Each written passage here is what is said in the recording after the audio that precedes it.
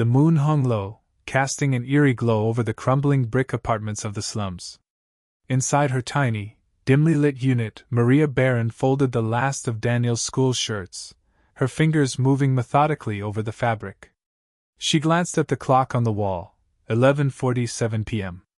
Another long day at the diner had left her legs aching, but the sight of her son asleep on the couch, clutching his favorite stuffed bear, filled her with a quiet resolve. The peace shattered abruptly. A thunderous pounding on the door jolted Maria upright. "Police! Open up!" a voice barked. Before Maria could process the words, the door burst open, the frames splintering as armed officers swarmed inside. Daniel woke with a scream, his small body trembling as he clung to the bear. "What's going on? What is this?" Maria shouted, her voice breaking as she stepped forward. "Maria Barron, you're under arrest for drug trafficking," one officer said coldly, his tone devoid of empathy. Maria froze, disbelief flooding her mind. "No, there's been a mistake. I don't do anything like that." Two officers grabbed her arms, wrenching them behind her back. The cold bite of handcuffs against her wrists sent panic surging through her veins. Daniel darted toward her, crying, "Mama! It's okay, baby! Stay back!" she cried, her voice cracking. The officer holding her glanced at Daniel, then at the dingy room around them, strewn with second-hand furniture and peeling wallpaper. He sneered. "You think you're fooling anyone, lady? We've got evidence." "What evidence? I haven't done anything wrong!" Maria shouted, struggling against their grip. They ignored her protests. An officer dumped the contents of a plastic bag onto the kitchen table, white powder. Maria's heart sank. It wasn't hers. She knew it wasn't hers. Daniel ran to her, clutching her leg. "Mama, don't go!" Maria's chest ached as she knelt despite the cuffs, her forehead pressing against his tear-streaked cheek. "Listen to me, Daniel. You stay with Aunt Elena, okay? I'll be back soon." The officers pulled her away. She stumbled, but her eyes never left Daniel's as she was dragged toward the door. His cries echoed in her ears as they shoved her into the back of a police car. Through the barred window, Maria saw her neighbors watching from their windows and porches, their faces a mixture of pity and judgment. The blue and red lights illuminated the cracks in her world, making her feel exposed, helpless. As the car pulled away, Maria stared ahead, her jaw tight. The injustice of it all burned in her chest. Her mind reeled with fear and anger, but one thought anchored her: she had to fight. For herself. For Daniel. The city lights blurred into streaks as the car sped through the empty streets, taking her into the unknown. Maria sat stiffly in the defendant's chair, the air in the courtroom heavy with judgment. She clutched the edges of her cheap blazer, trying to steady her trembling hands. The murmurs of strangers in the gallery surrounded her, every word cutting like a knife. "Case number 4527, State vs. Maria Barron," the clerk announced. Maria's court-appointed attorney, Mr. Grayson, stood beside her, flipping through the thin file in his hands. He hadn't even bothered to meet her gaze since they'd arrived. His salt and pepper hair was unkempt, and the way he avoided eye contact made her stomach churn. The prosecutor, a sharp-faced woman with an air of efficiency, rose. "Your Honor, the defendant was arrested in possession of 2 kilograms of cocaine. This was not a random incident. We have corroborating evidence tying her to local drug operations." "That's a lie," Maria blurted, rising from her seat. "Ms. Barron, sit down," the judge snapped, his gavel echoing through the room. Grayson placed a hand on her shoulder, gently pushing her back into her seat. "Don't make it worse," he muttered under his breath. Maria's mind reeled as the prosecutor continued, detailing a narrative that painted her as a willing participant in the drug trade. She stared at Grayson, willing him to object, to fight, but he remained silent. When the session adjourned, Maria turned to him, her voice low but urgent. "You don't believe them, do you? You have to help me." Grayson sighed, shoving the file into his briefcase. "I'll see what I can do. But cases like this, they're not easy to win." His indifference felt like a slap, but Maria bit back her frustration. She watched as he walked away, leaving her alone in the cold, gray courtroom. The sound of Elena's voice on the other end of the prison phone brought Maria to tears. The two sisters hadn't spoken much in recent years, strained by distance and Maria's stubborn independence. "Elena, I need your help," Maria said, her voice breaking. "Daniel, he needs someone to take care of him while I figure this out." "I'll take him, Maria," Elena said, her tone soft yet firm. "But what's going on? Why would they arrest you?" "They think I'm involved in things I've never done," Maria said, her voice trembling with anger and despair. "I don't even know how this happened." Silence hung between them before Elena spoke again. "We'll get through this. I'll look after Daniel, but you have to promise me you'll fight." Maria wiped her tears and nodded, even though Elena couldn't see her. "I will." Later, in the suffocating quiet of her cell, Maria thought of Daniel, his laughter, his tiny hands clutching hers. She thought of the dreams she nurtured for him, the dreams she couldn't let this nightmare destroy. Her mind drifted to the neighborhood where they lived. She had always kept her distance from the gangs, but she couldn't ignore their presence. They were woven into the fabric of the slums, suffocating any hope of escape. Maria sat on the cold metal cot, staring at the ceiling. A single thought burned in her mind: she would find a way out, not just for herself but for her son. The clamor of metal doors echoed down the hallway as Maria shuffled back into the common area of the women's detention center. Her tray of bland food felt heavier than it should, and her thoughts weighed even more. She found a quiet corner to sit, but solitude was short-lived. "Barron, right?" Maria looked up to see a woman with sharp eyes and a confident smirk. She was older, her face lined with experience and hardship, but her presence was commanding. "Who's asking?" Maria replied cautiously. "Name's Rosa," the woman said, sitting across from her. "I hear things around here. Like how you're screaming about being framed." Maria's heart skipped. She leaned in, lowering her voice. "Do you know something?" Rosa shrugged, glancing around the room. "I know you're not the first woman in this place who's been set up.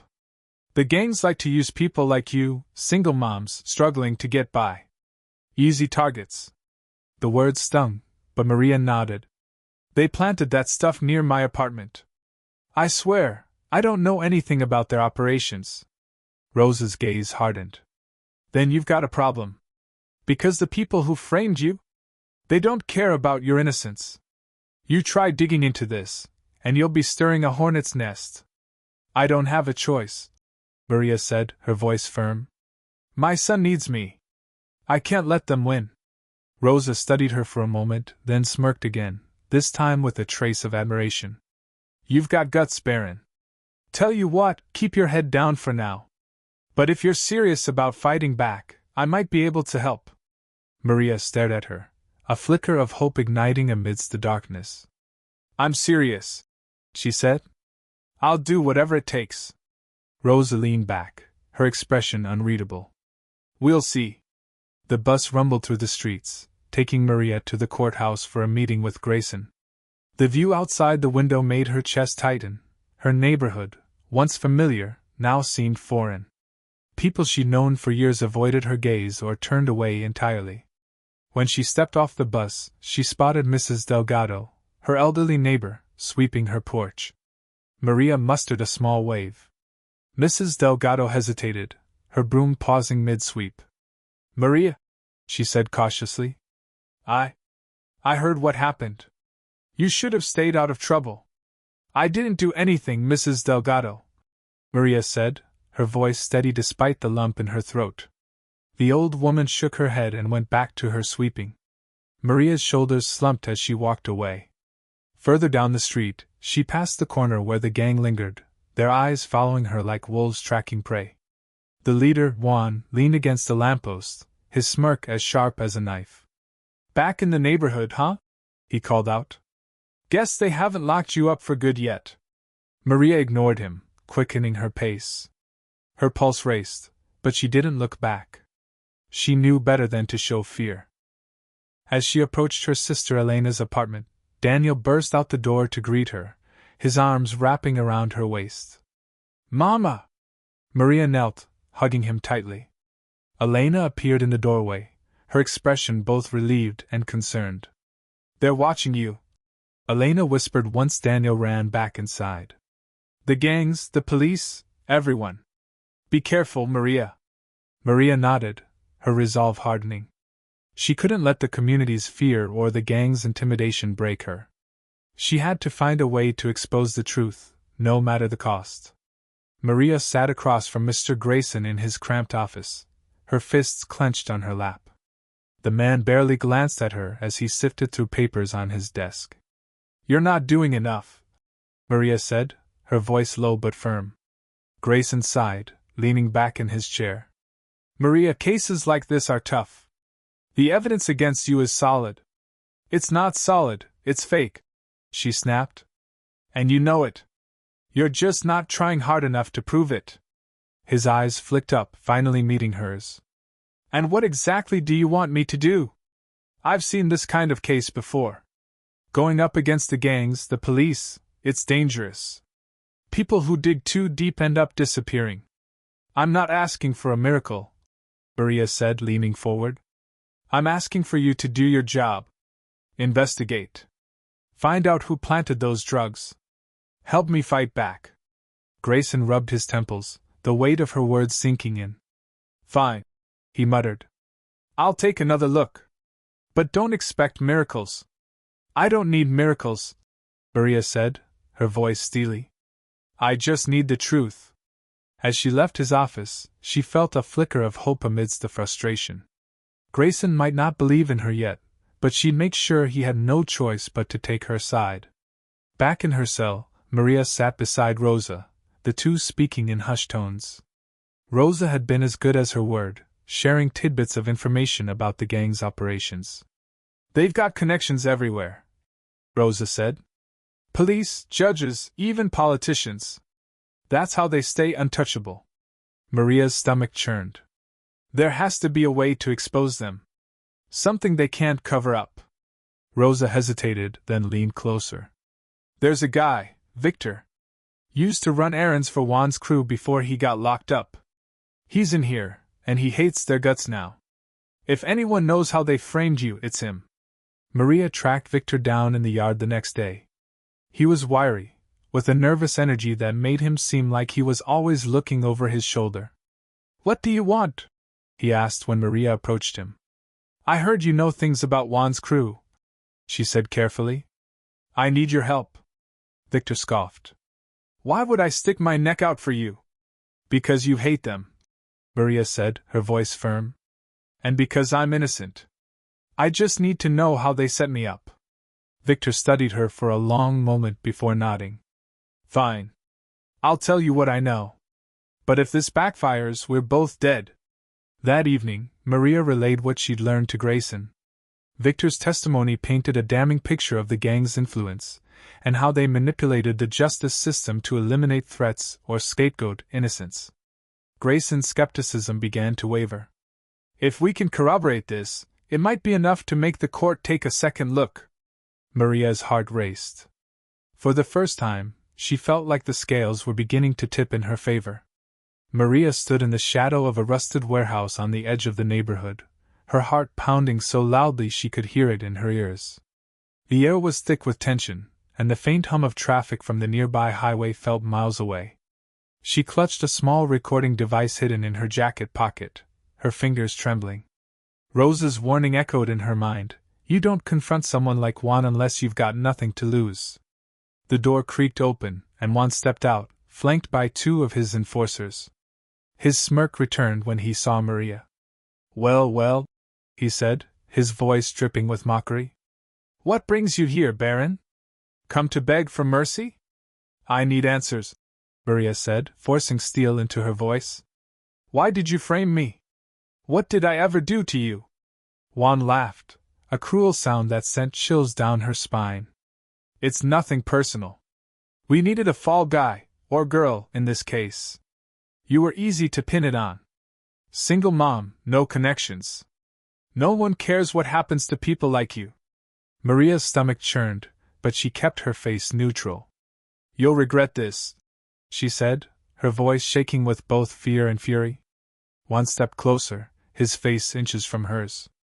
You don't scare me, Maria. You're nothing.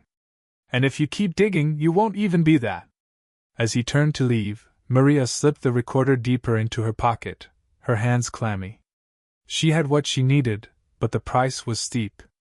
The moment she was out of sight, her legs buckled, and she sat against the cold wall of the alley. Her body ached with exhaustion, but she couldn't stop now.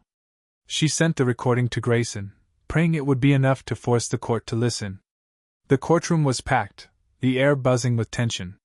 Maria sat at the defense table, her gaze fixed on the judge.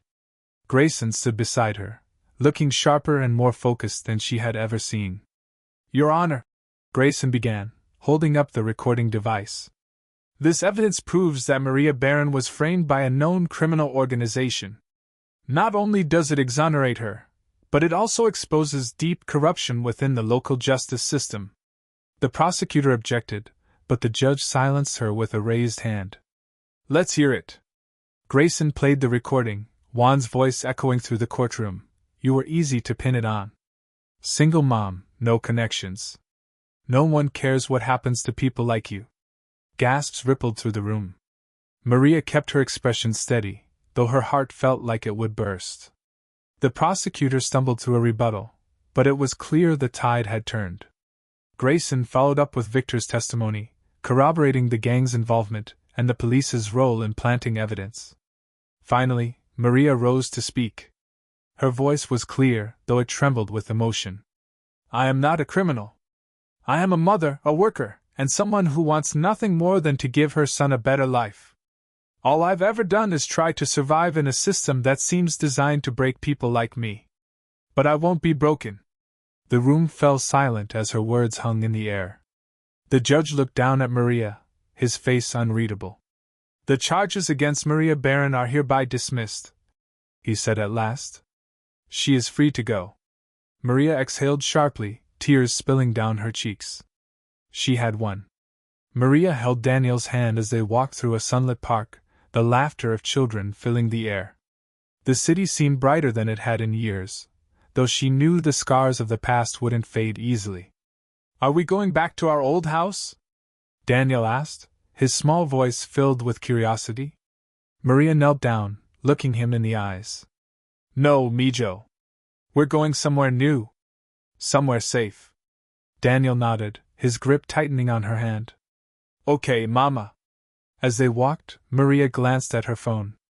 A message from Elena flashed on the screen, offering to help them settle into a new place. For the first time in years, Maria felt like she had options, a chance to start over, free from the weight of false accusations and gang control.